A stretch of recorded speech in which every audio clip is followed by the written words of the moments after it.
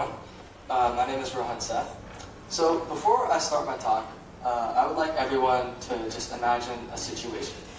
So imagine you're sitting at your desk. Maybe you're on a computer, maybe you're on your phone, and maybe you're scrolling through a video or doing some work. And then a notification will pop up on your screen.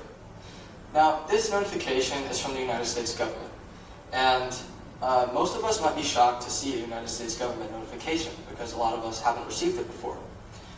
So I can assure you you're going to be even more shocked at what the notification is actually going to say. So the notification says that your share of the United States national debt is now $100,000. A lot of us might think that this is a scam. And I think that's a reasonable assumption. You probably don't remember borrowing any money from the United States government. However, I believe that this notification might be more of a reality than you think. The U.S. national debt is currently $39 trillion. That is a huge sum of money. And when we talk about debt per person, we talk about the total debt divided by the total number of people in the United States. And when we do that math, the number comes out to around $113,610. Now, this doesn't mean that the United States is going to bill you $113,610 tomorrow. But what it does mean is that the choices we make today to manage this debt are going to affect the future generation and how they handle it. Now, just to quantify how big the United States national debt actually is for you guys. If you were to count $1 for every second, it would take around 31,700 years just to get to 1 trillion.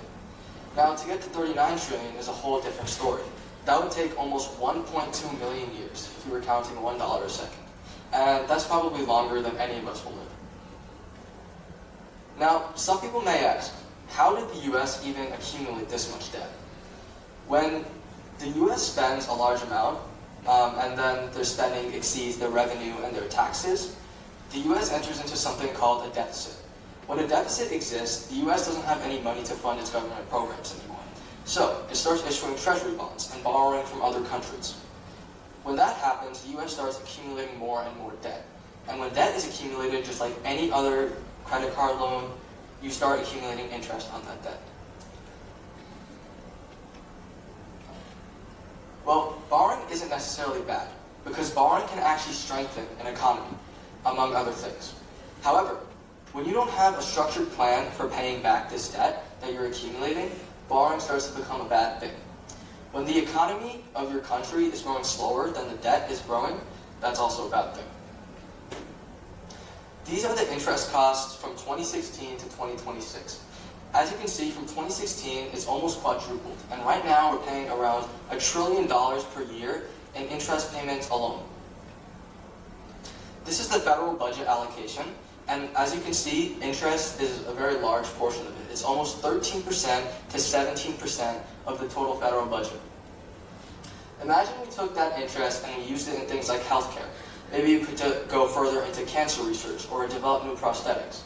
If we put it in defense, maybe we could enhance our military and protect our national security.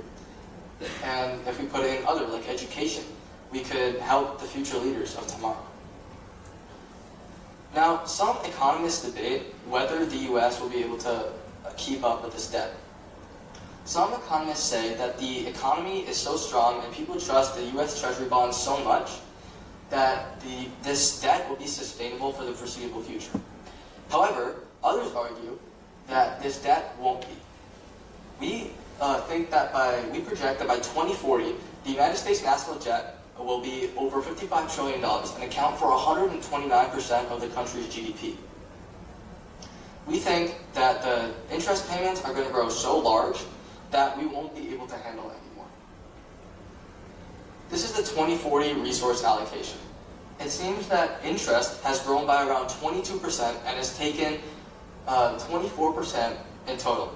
It has taken 20% from education and infrastructure and 4% from defense. We're taking these costs that might be necessary to enhance the future, and we're taking it and paying it in interest. This interest could be used for so many other things and enhance the state of this nation.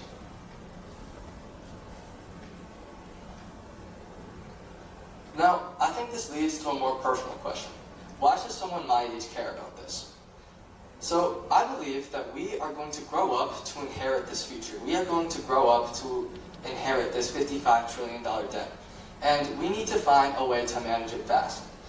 Because if we grow up and inherit such a large debt, and we're spending so much money on just interest alone trying to pay it back, we won't have the same government programs and the same opportunities as we do right now. So I think my message is pretty clear. I would just like, so every young person in here, maybe you guys can get involved in this conversation.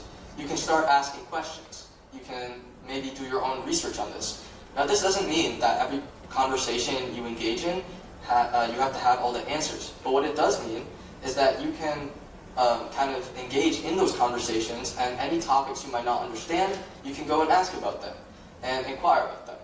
And to the adults in this room, I would like you all to foster this curiosity that they may have. And if they ask a question, maybe you can go and do some research with them. Because I believe that the best solution to this problem comes with both generations work together as a team. Thank you.